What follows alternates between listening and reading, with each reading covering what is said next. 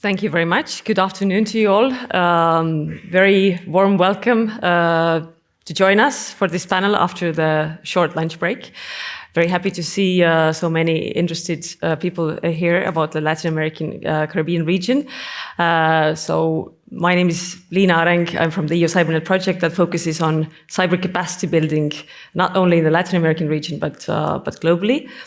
And I am extremely delighted to welcome to this panel 5 distinguished speakers from the Americas and Europe in pursuit to explore how cyber capacity building initiatives could do better in order to help to prevent and combat cyber attacks. And we are focusing on the Latin American region, but I'm sure that these lessons learned can be applied to most countries globally.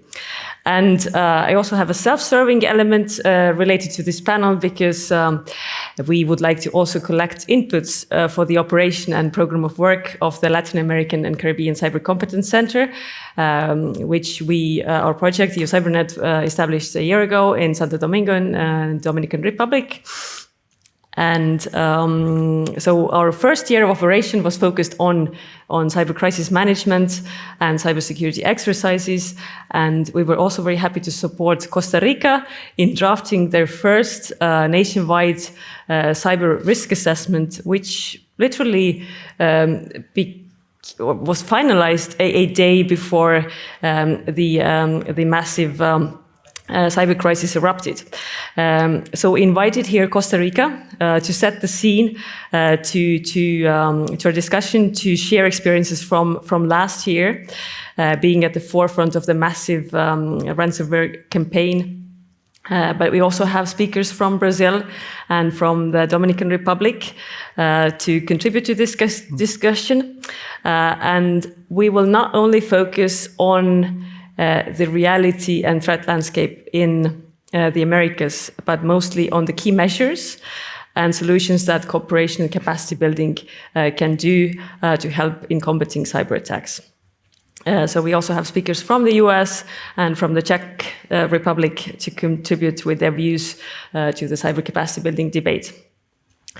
So we'll be reflecting on external capacity building endeavors, consider the good work that has been done so far, through various initiatives and learn from each other's experiences, what more we can do together going forward. How we can break the ransomware gangs or whoever is behind it, and not only how to increase resilience, cybersecurity resilience in the Latin American and Caribbean region through joint global cyber capacity building efforts. So we have with us here first Jorge Mora, from Costa Rica. He's digital transformation consultant and LATAM manager at DeepSeas. Jorge is former digital governance director at the Costa Rica Ministry of Science, Innovation, Technology and Telecommunications, and former chief of cabinet of the Ministry of the Presidency.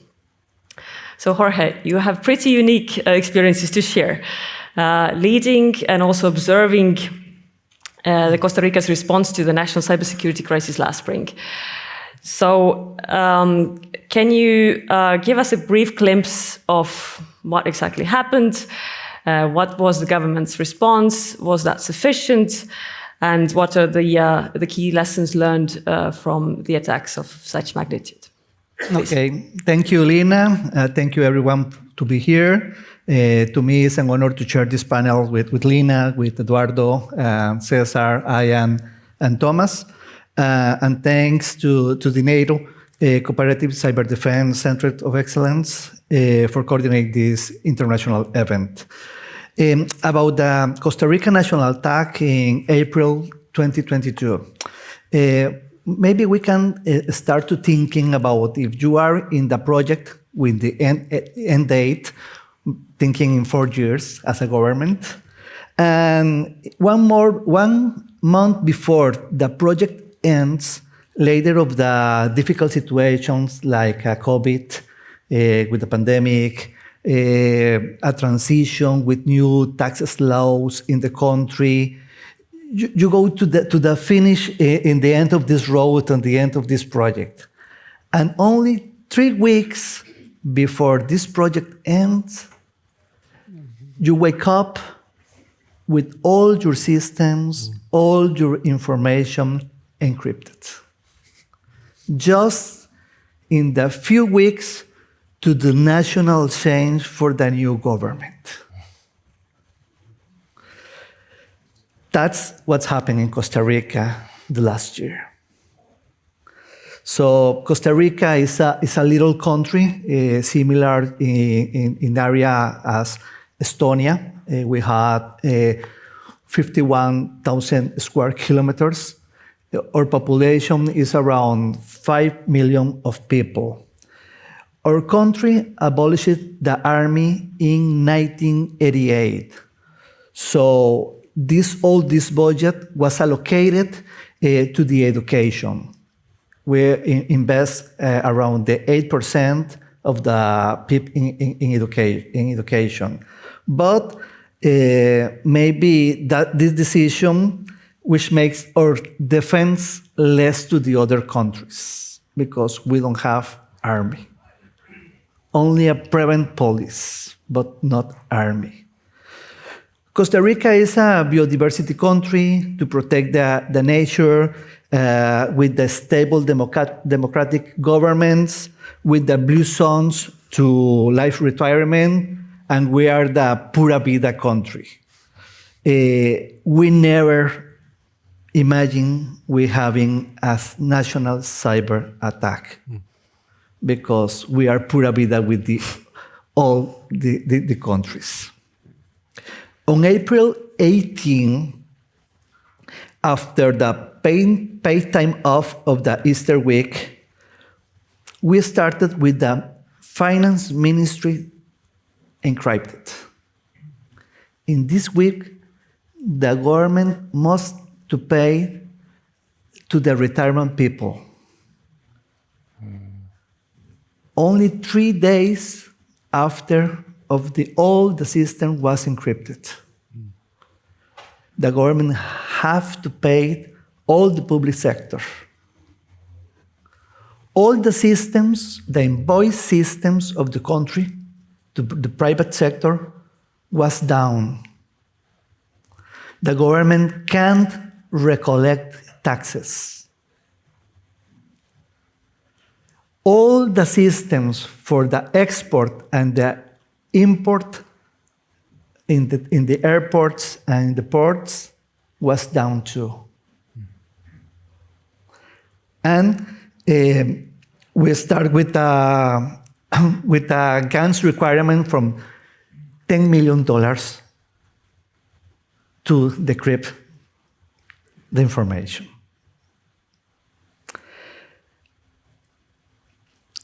The group behind that was a Conti group, maybe the most aggressive and successful ransomware group in this moment. We start attack to all the institutions in the country. We have 330 institutions in the country. And we had impacted 27 institutions in this moment. 9 with a big impact, with decrypted information and exfiltration of information in this moment. We have lost around $200 million in this process. It started with $35 million in losses in the export and the import sector per day. Was a really big attack. In the first day, we start with a psychological attack too via the Conti blog. They start to attack to the government, attack to the National Cybersecurity Coordinator, in this moment, the Ministry of Science of Technology. I was in the live interview. In the moment I am in the live interview, they hacked one of the websites and put a message to say, these guys are the cybersecurity coordinator, you are hacked and looking for you into your network. So start a psychological attack to the government. The question is, we have insiders threats in this moment because this interview doesn't was announced in the moment.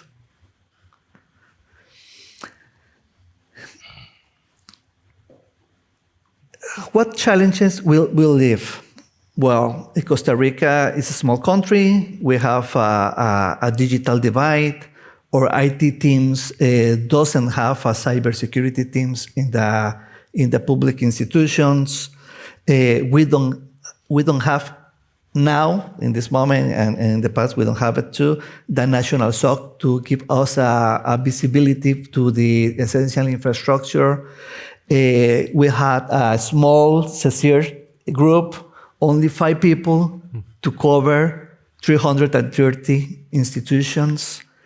The public institutions don't have the obligation to report the cyber incidents, so we are blind in these situations. Now, the central government have the obligation to report an incident, but not the private sector, for example. And the new government distrusted for the current government in this moment, and they didn't want to meeting with us before they take in the control. So they make the situation very complex. And finally, how 3 weeks before to live in the government and to have a change in the new government in Costa Rica, how we can send a peace of mind message to the population in the middle of the crisis and the process of change. Well, what measures do we take? We start to identify and accept our reality. Second, in the first date, we ask for help for the international allies.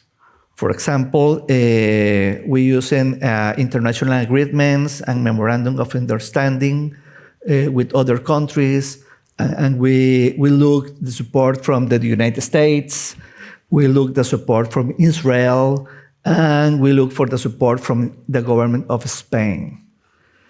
We alert to the president and the government council too, and create several task groups for attempt the crisis and the situation.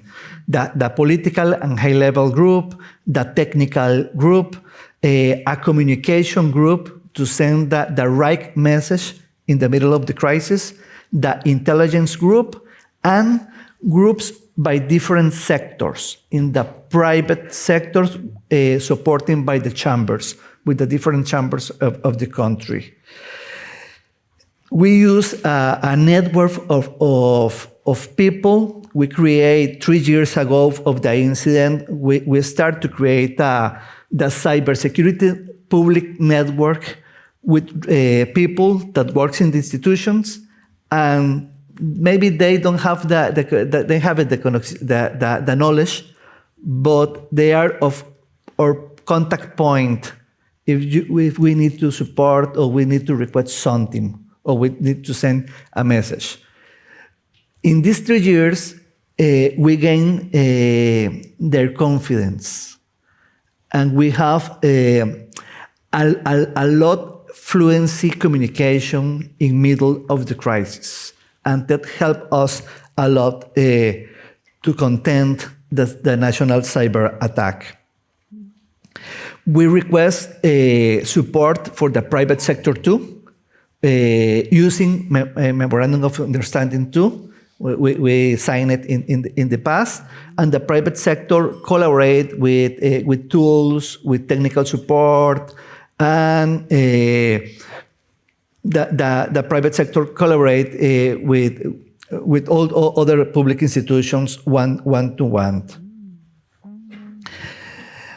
And we start a fluency process of the communication with the press and with the population. We start every day with a press conference and we respond all the questions for the press.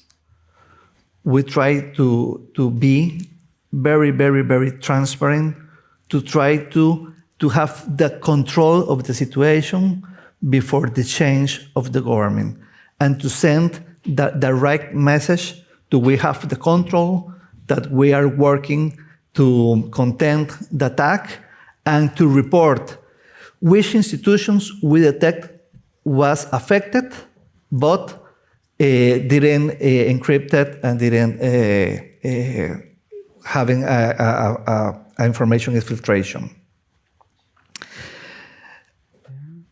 I think maybe the principal lessons are digital and cybersecurity education is a key, because it's the person, maybe the weakness in the chain. Legal frameworks are required. We need strong or legal frameworks. The important to have a cybersecurity governance, how to coordinate in the crisis moment, which are the actors, the responsibilities, the principal contacts, the international cooperation and the private sector cooperation, I believe is transcendental to attend this kind of issues. We need to share information, but we can share with ethically and with responsibility the information. Maybe the countries or the institutions request help after the event. We start in the middle, when they start the event, we request the help and start to share information with other countries, with other cybersecurity agencies, with other CERTs and other CSIRs, and the indicators of compromise we detected that was as new for Conti in this moment, we share it with the other intelligence agencies and with other CERTs and other CSIRs in the region too. And finally, I define the C's of success, 3 C's of the success in the incidents or these critical events. The first C is creativity. We have to develop our creativity to solve problems, to understand these new threats. Second, confidence. We need to generate confidence with other countries, with other institutions, with the private sector, with the public sector, with academia. And third, cooperation. We have to develop and strengthen the cooperation to avoid these threats. Thank you very much, Jorge, for sharing these quite horrible lessons and experiences from a very unprecedented cyber crisis from Costa Rica. And I guess we are all waiting for this or preparing for this bad day to happen, but are never assuming that it will. So it's very interesting and useful, I guess, for all of us to hear from the source how this really is if all your public or 30 different databases and registers of your key public services are actually unavailable. And what would you need to do then? You accept the reality and you ask for assistance, and then you need to be creative, confident, and very cooperative. So thank you very much, Jorge, for sharing this. Next, we turn to Eduardo Izycki. He's from Brazil. He's cyber conflict and international law professor at Brazilian Research Institute in the University of Brasilia. Eduardo has previously worked for many years at the Brazilian federal government on risk and threat assessment during mega events in Brazil, including the 2016 Olympics. And he has also been engaged at the Brazilian Critical Infrastructure Protection Program. So let me ask you, Eduardo, to kick off our conversation. Maybe you can share some experiences from Brazil having worked in nationwide risk management and critical information infrastructure protection domains, what are the weak elements of a nation when it comes to cyber attacks? What have you learned and what can you share? And also a follow-up question, not to do a ping pong here, because you have done also research on the threat actors operating in the LAC region. Who are the players? What are the motivation? And how are nation states involved in all these dreadful activities? Thanks so much, Lina. Thanks for inviting to the panel. Thanks for the organization for providing this opportunity so we can share some perspectives from Latin America. I don't want to make this like a support group session where we share bad experiences, but in a way, it's about to do. I'm about to do it. Brazil, we had our share of ransomware attacks and high-profile incidents. In some cases, we perceived during the investigations a close relationship from Brazilian threat actors, Brazilian hackers, and Russian and other nationalities. So far, it seems they're occupying some sort of operational low-level participation as the Brazilian attackers, which doesn't mean the Brazilian attackers are not creative. They're very much creative. However, their focus tend to be on Portuguese-speaking countries, and Brazil being the biggest one, so it draws most of the attention. So just to share an example, Brazilian payment methods and fintech banks develop different kind of payments, and usually it is quickly targeted by those threat actors. And so I think it's natural that we see in a globalized world, supply chains formed around the globe. The same will happen to threat actors as well. So it's a natural consequence of it. And I think, as mentioned here in the panel, I think the idea of sharing, it's very important. One of the points that I think it's important to stress, the idea of communication as well. We had a high-profile incident in a high court in Brazil, as well in the health ministry.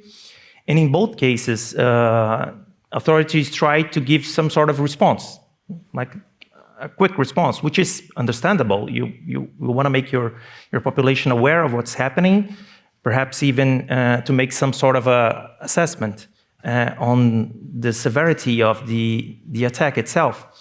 But it's not always easy to have technical support of that. Sometimes you don't know exactly what happened and how big is the problem. So that generated some sort of confusion, particularly in the cases where we had private providers engaging with governmental authorities, and it inadvertently led to some sort of finger pointing. Well, this is the problem from A or problem from B. It's not my fault, which is not exactly the point. When you have an event like that, it's not about using the finger to assign blame. It's not about that, but it can happen. So I would say to have a game plan, it's really important. And of course, I think that's a quotation that usually people address to Mike Tyson, like everyone has a plan until they get punched in the face, which is true. But at least it provides you some sort of guidance, some sort of, I'm going to follow this path.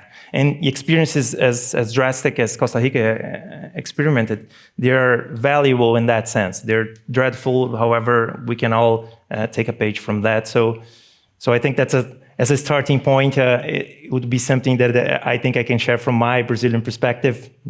Lina? Well, thank you very much, Eduardo, and thank you for bringing up the important element of communication. How important it is to be transparent with all the stakeholders rather than blaming and shaming, and again having a plan, but also being creative, because you never know how this situation actually will evolve. So thank you very much. Our next speaker, a very warm welcome to César Moliné from Dominican Republic. César is a director of cybersecurity, electronic commerce, and digital signatures at the Dominican Institute of Telecommunications, and he's also a regional director at the LAC4 Center. So, Cesar, can you perhaps share some of the lessons learned from your country in combating such attacks as the two other speakers shared with us, and perhaps how the particular Costa Rica incident maybe had implications to the Dominican Republic, if any, and what was the response taken by the Dominican government? Well, thank you so much for that. Yes, and just to take, I guess, follow Eduardo's lead. Yes, my name is Cesar, and I have been a victim of ransomware. So, to start things off, as Jorge mentioned, yes, Costa Rica was basically an eye-opener.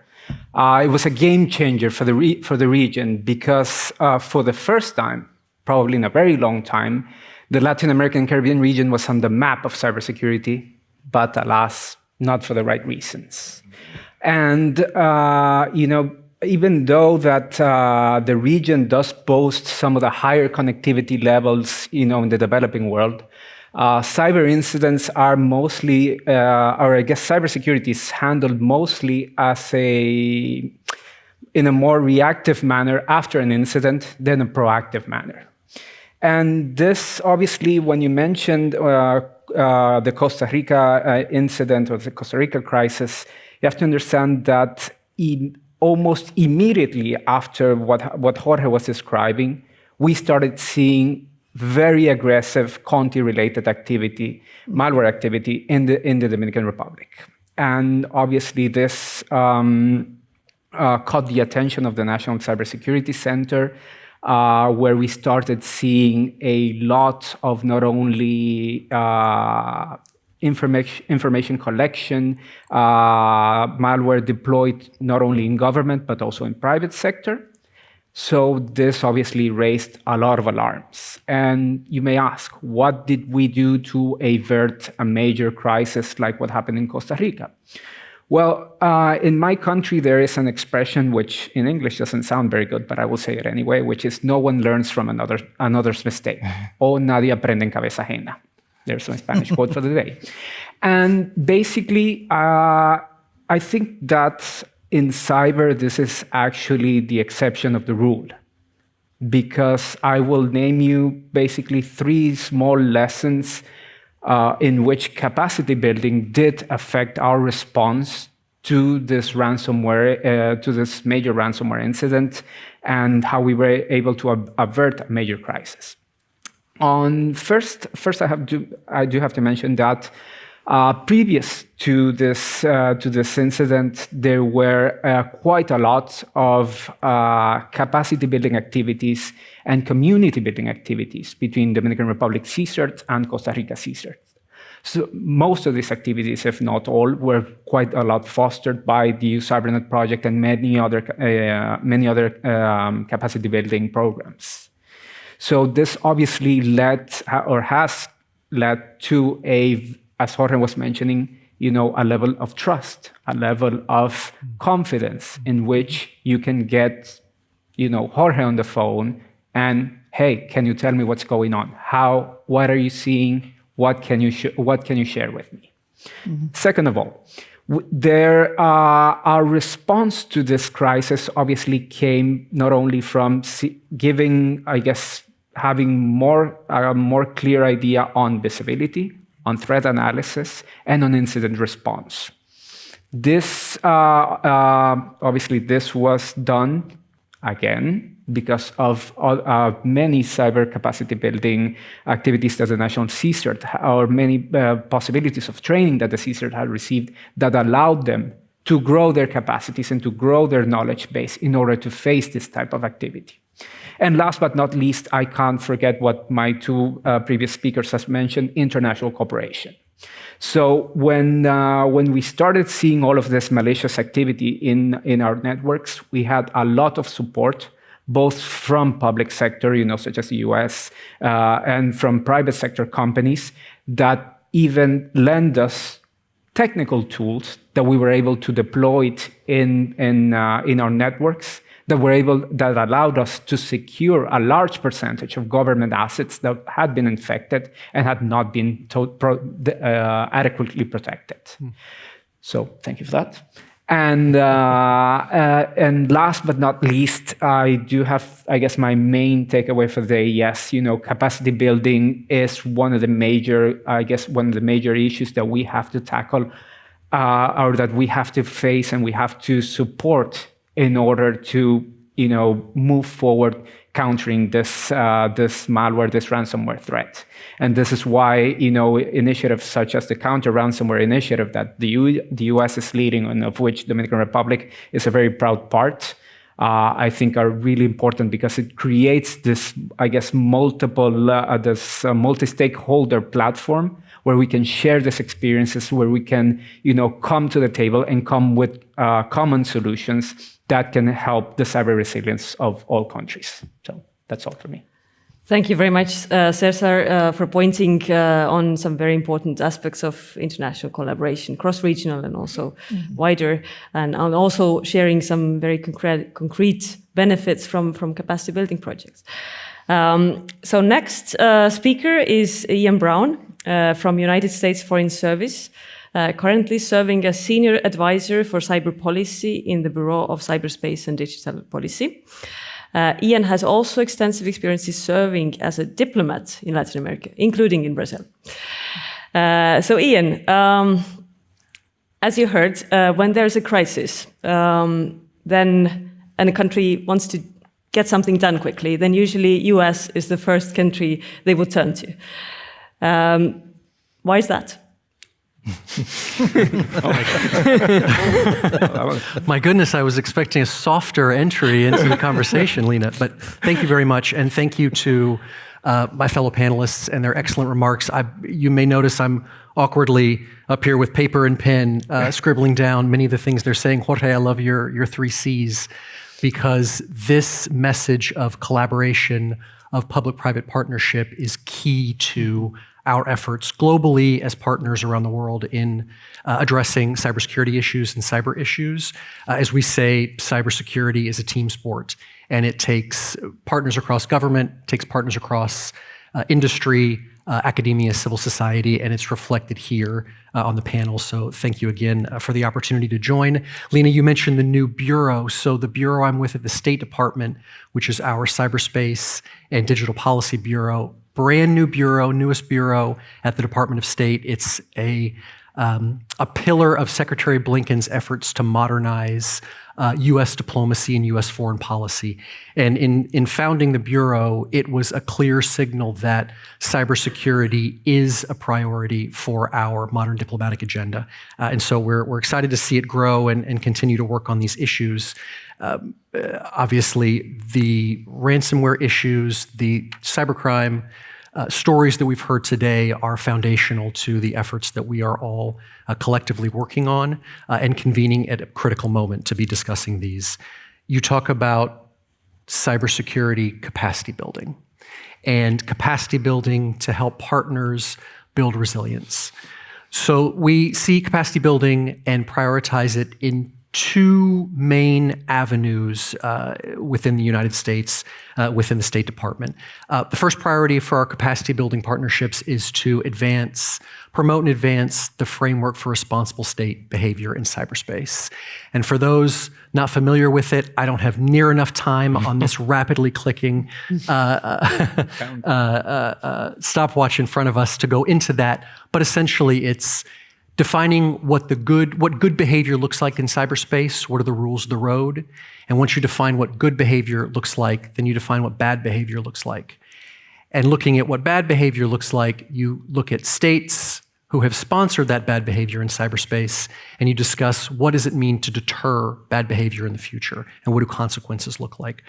So that's, go into a lot more detail on that. If there are time, I fear there won't be, but this is working with partners to socialize and reinforce that framework is one of the pillars for our capacity building.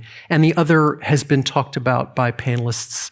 It's working with partners to develop national cybersecurity strategies, to strengthen incident response platforms and capabilities like CSIRTs and CERTs, on workforce development, on encouraging public-private partnership. And we have a number of implementing partners and partners that we work through to advance these. So looking at ransomware specifically and cybercrime as a key threat that so many are facing today. Our new ambassador for cyber, Nate Fick, comes from the private sector, and he says there are two kinds of companies. And I'll say there are two kinds of, let's just say, entities, right, as we talk about today. Okay. There are entities that know they have been the victim of cybercrime and potentially ransomware.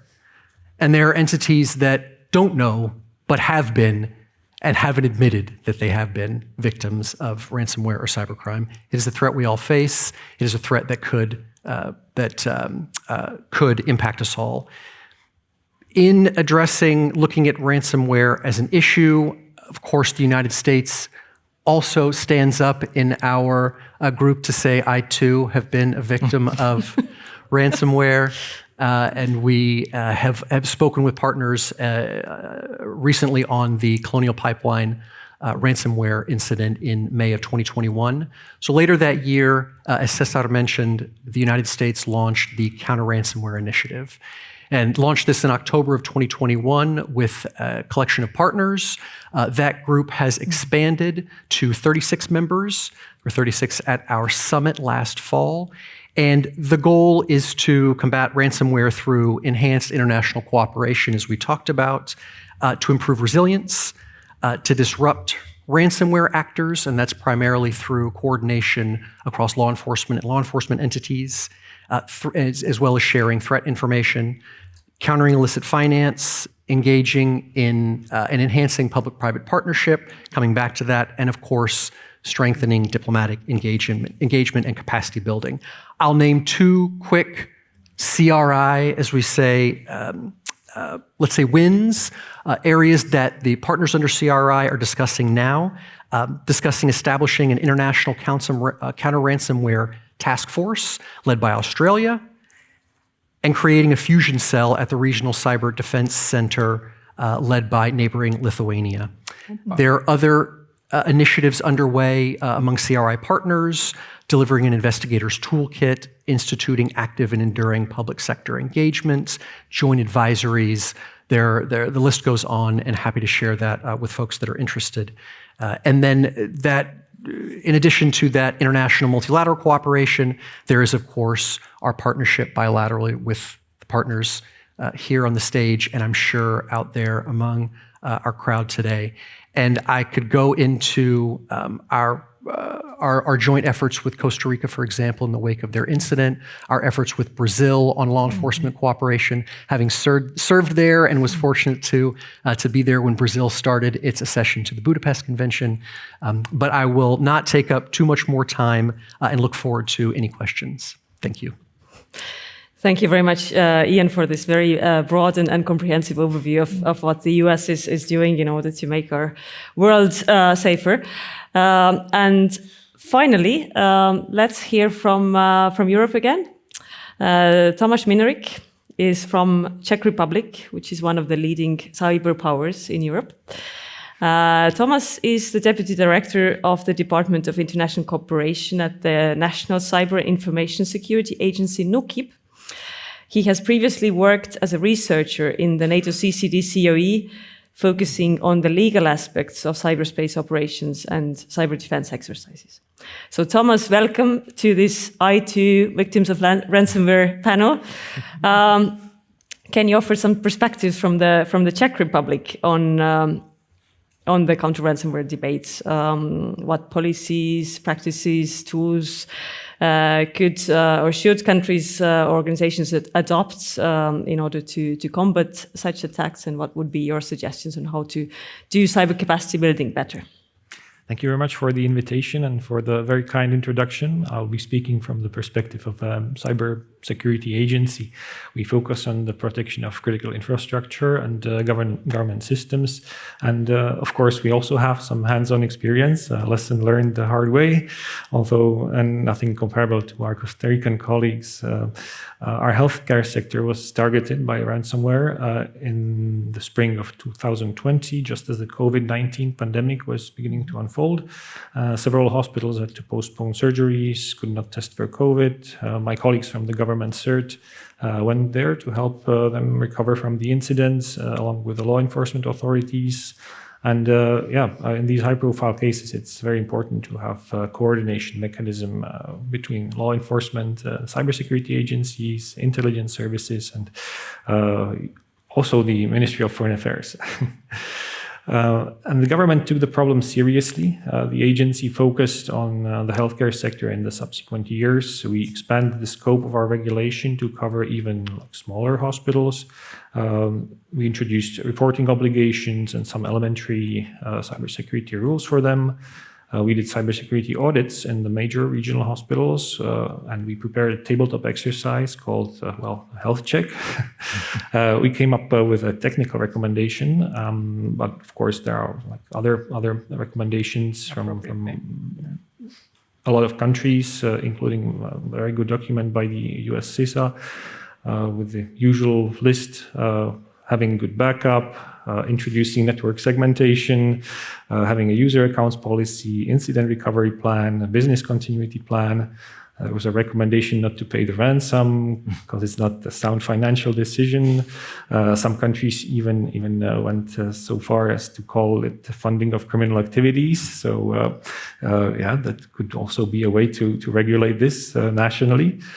And when it comes to international cooperation, we promoted the topic, the open-ended working group at the United Nations with a group of like-minded countries. We cooperated with the private sector and also the nonprofits, with Microsoft and the Cyber Peace Institute on a series of workshops. And we issued a joint report, which is freely available if you are interested. And of course, I would like to thank our colleagues from the US for establishing the counter-ransomware initiative, where we have taken part since the very beginning.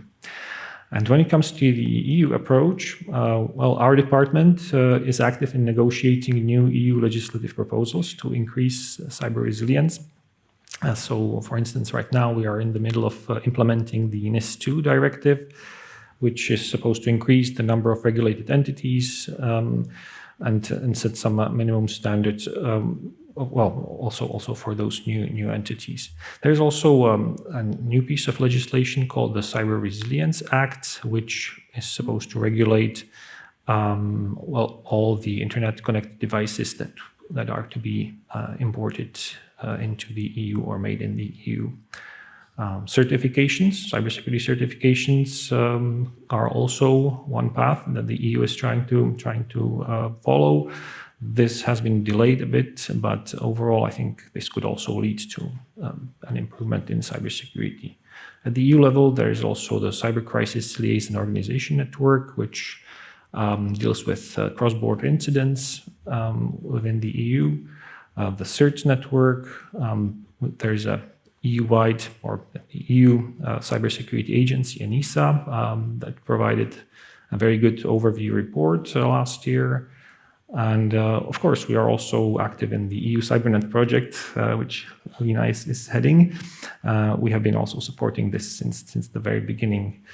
And there's probably one more thing that I would like to point out at the European level. There's the No More Ransom initiative, which you can find at nomoreransom.org. It's from Europol, and there they share the information about which ransomware was already cracked by the law enforcement, and therefore which of the victims can recover their data for free. So this is also, I think, a very, very nice tool to take care of. I look forward to the discussion. Thank you very much, Tomáš, for highlighting the importance of regulation and supervision, and also pointing out some very useful tools that can be beneficial to all of us. We have now some time for questions, so I would welcome your questions. Please briefly introduce yourself and ask your question. You don't have to be shy. No. Do we have first question? Oh, there we go. We've been Too clear or too scared? What opportunities do you all see for regional cooperation? For instance, in Latin America, I don't believe there's a regional cybercrime center.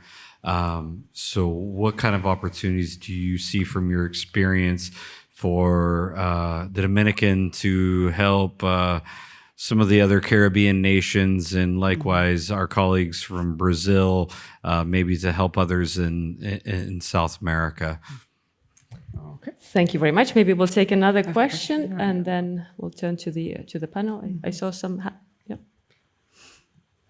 In an attempt to stop normal terrorism, there is usually a targeting of the terrorist training centers. For cyber terrorism, is there any initiative to state-sponsored actors aside, attack, stop, or deter local resources within a country from affecting cyber activity, maybe even internal or external to the country? So not state-sponsored activity, but what would be declared illegal activity happening within the state. Is there some initiative to stop that in each state, or wait till it happens and then recursively remove that cell? I guess I'm looking for some kind of unified global structure of laws that forces every country to police its own borders for cyber activity that doesn't constitute state-acted activity.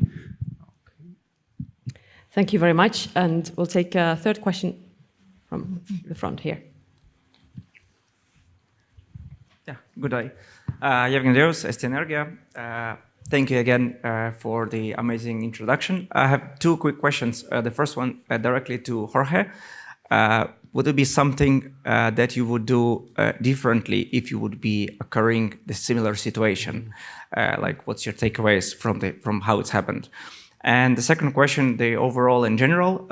Currently, as I can see, we have lots of the agreements between the countries, the acts, the initiatives. What would be better from your perspective, to have the individual initiatives or to have the cooperative organization which will be sharing the knowledge across its members?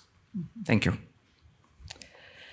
Thank you very much for these questions. So perhaps the first question would go to all of you. What do you see, what opportunities there are for regional collaboration or improving this sharing within the region, experiences sharing and best practices sharing? Cool. Can I start? Of course. Perfecto. Well, thank you so much for the question. I will try to be as quick as possible given the time we have left, but I do want to mention, for example, there is the initiative that both Lina and I are working on, the LAC4 Center there in Santo Domingo, where basically the idea is to become this capacity building hub for the Latin American Caribbean region, using not only EU experience, but also from our other international and like-minded partners. So the idea is not only, to build the capacities at a national level, but also get more cooperation in, within our own region. And this, obviously, being an international conference may sound a little bit bad, but I will say it anyway, because I have very little restraint when it comes to that. But sometimes, when someone from here, from Europe, goes all the way there to the region and says, okay, this is how we do it in Germany or in Czech Republic, and it works wonderful. Shamefully, I don't know if you know this, but coming from the Caribbean, we have something called Caribbean time, which is totally different when it comes to this type of response. So yes, what Jorge was mentioning, we may not be as as traditional, and we may not be able to find very structured in some aspects. But what we lack in that, we also have in creativity and coming up with clever solutions, and sometimes thinking outside the box, because of maybe political restraints, maybe economical restraints, and so forth and so on. So to give you a clear answer, yes, we are working on that, on strengthening those possibilities. And I just want to make a small remark to the gentleman who made the last question. I'm abusing my time. There is, within the framework of the OAS, the Organization of American States, there are two big initiatives. One is the confidence building measure group, which basically is there to try to foster, those contacts, foster those better, I guess, those best practices. And also there is the CSIRT Americas group, which is basically a group of all of the CSIRTs in the region. But one thing you have to understand, yes, there is that possibility, but also that sometimes the maturity of most CSIRTs in the region is limited. So what we are trying to do also at the LACFOR Center is to boost the maturity of all of the CSIRTs. So quick shout out to anyone from the technical community from here. If you want to come on board with us, if you want to be able to work in the Latin American Caribbean region with a really cool partner, then look us up. We are online, we're here at the conference, and that will be all for me. Thank you. Thank you so much, Cesar. Yes, about the cooperation opportunities, I maybe think it's important to identify the cybersecurity ecosystem in the country. That the problem is not only for the public sector, it's not only for the private sector, it's not only for the academia, it's for all. So we need to enhance and improve the relationships between the private sector with the public sector, include the academia into this process and work together. Thank you. Anybody else wants to contribute on that question? I would just add, Cesar, he touched on the CBM group within Latin American group community, as well as the CSIRT Americas network. Excellent examples. I was just thanking him for mentioning those. So the CBM's confidence building measures, and so opportunities for states to develop trust and connectivity in their efforts to learn from each other, implement best practices, overall advance responsible state behavior in cyberspace. OAS has been working in this space for some time, as has the OSCE, which may be relevant to many in this room. ARF for the Asian region. These regional organizations not only are working in the space toward advancing confidence building measures or implementing, but they coordinate amongst each other and take lessons learned at the regional level and share, for example, ongoing collaboration between OSCE and OAS is an excellent example of those best practices and shared lessons. Mm-hmm. I'm not sure if this has been mentioned, but I recall also the Council of Europe has quite strong capacity building projects when it comes to the Convention on Cybercrime and this thread of collaboration. So yeah. Thank you very much for the response. We also had a question regarding states' responsibility to guard or kind of be responsible for malicious cyber activities happening within the borders, or is there any opportunity for a global convention framework, etc., in order to achieve this? What are your thoughts on that question? I think I'm going to take that one because Ian mentioned the Brazilian case of accession to the Budapest Convention. It took us a while, but we made it. So now we're there. And I think in addition to that, for instance, creating a particular civilian cybersecurity agency. It's another initiative, a bipartisan initiative in Brazil, which is always good to hear coming from a democracy to have a bipartisan initiative. So I think this is going to create some clear stakeholders for other civilian agencies and law enforcement agencies, to improve that sort of information sharing in order to reduce cyber criminal activity, globally. And I think Brazil can do its part in that way right now. So, thank you very much. Maybe we'll quickly now go back to Costa Rica and ask you, Jorge, very quickly to maybe elaborate a little bit. What would you do differently with all the knowledge and experience that you have now if something would happen now a year later? Okay, quickly, maybe the more international agreements, work better with the Foreign Affairs Ministry, looking more alliances, and strong the relationship between the public sector and the private sector to collaborate and enhance and improve the exchange information with other CERTs and other CERTs in the region. Okay. Okay. Very good. So I thank you very much for this extremely interesting debate. It seems that that we're still going to be dealing with these issues for years to come, if hopefully not decades to come. But not to end this panel is such a pessimistic note. Then I think we have these wonderful 3 C's from Jorge: creativity, confidence, and cooperation. To which I would add a 4th C, which is communication.